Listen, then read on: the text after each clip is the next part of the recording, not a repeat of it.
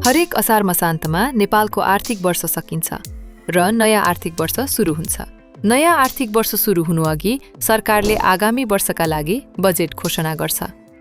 निजी क्षेत्र तथा आम नागरिकले पनि आगामी वर्षको योजना तय गर्ने प्रमुख आधारका रूपमा बजेटलाई लिने गर्छन्।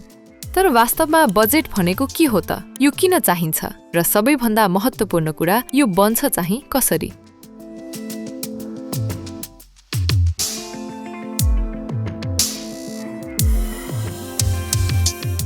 सरल रूपमा भन्नुपर्दा बजेट भनेको सरकारको आगामी 1 वर्षका लागि हुने आम्दानी र खर्चको अनुमानित योजना तथा विवरण हो।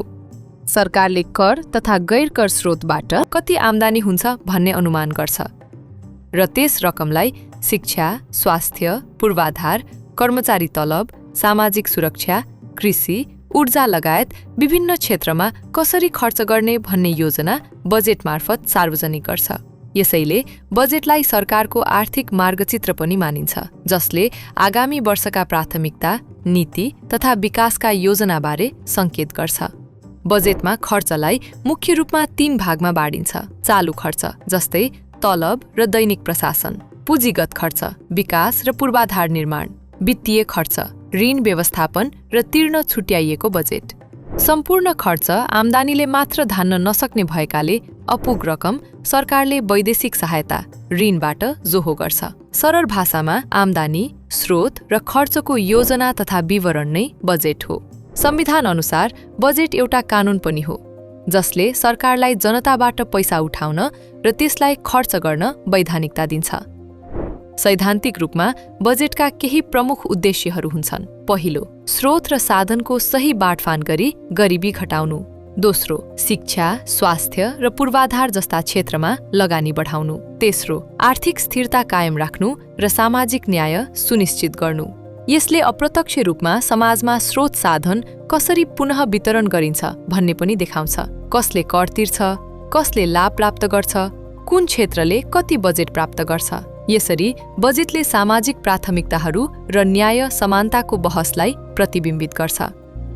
यद्यपि व्यावहारिक रूपमा हेर्दा भने नेपालको बजेट न्यायोचित र सबैतिर समान रूपमा वितरण नहुने, भौगोलिक रूपमा विभेदकारी हुने जस्ता प्रश्नहरू पनि उठ्ने गरेका छन्।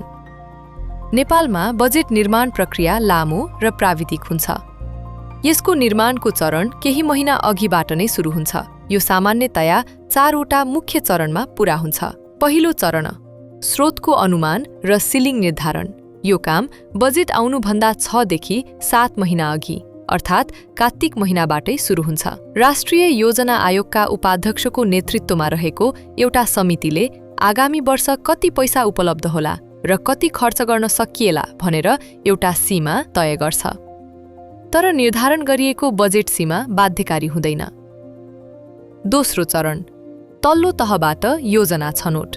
बजेट केवल माथिल्लो तहबाट मात्र बन्दैन। वडा, पालिका र जिल्ला स्तरबाट स्थानीय आवश्यकता अनुसारका योजनाहरू सङ्कलन गरिन्छन्। यसलाई बटम अप योजना प्रक्रिया भनिन्छ, जसले जनताको प्रत्यक्ष मागलाई सम्बोधन गर्न मद्दत गर्छ। तेस्रो चरण, मन्त्रालयगत छलफल। विभिन्न मन्त्रालयहरूले आफ्ना कार्यक्रम र योजनाहरू अर्थ मन्त्रालय र योजना आयोगमा पठाउँछन्। त्यसपछि अर्थ मन्त्रालयमा ठूलो बहस र छलफल हुन्छ कि कुन आयोजनालाई पैसा दिने र कुनलाई नदिने।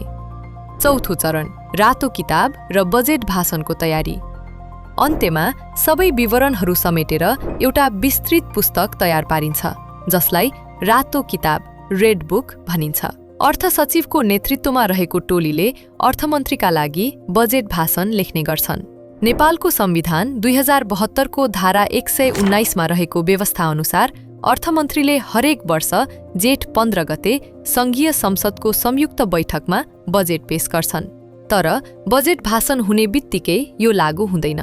संसदमा सांसदहरूले यसमाथि छलफल गर्छन् र बहुमतले पारित भएपछि मात्र यो कानून बन्छ। बजेट आर्थिक वर्ष सुरु हुनुभन्दा 1.5 महिना अगावै पेश गरिन्छ, ताकि संसदमा छलफल र स्वीकृतिका लागि समय मिलोस्। मन्त्रालय र प्रदेशहरूले योजना बनाउन सकुन्, स्थानीय सरकार र निकायहरू तयारी गर्न सकुन्। आर्थिक वर्ष सुरु हुने बित्तिकै कार्यान्वयन सहज होस्। साउन 1 गतेदेखि नयाँ आर्थिक वर्ष सुरु भएपछि मात्र बजेट खर्च गर्न पाइन्छ।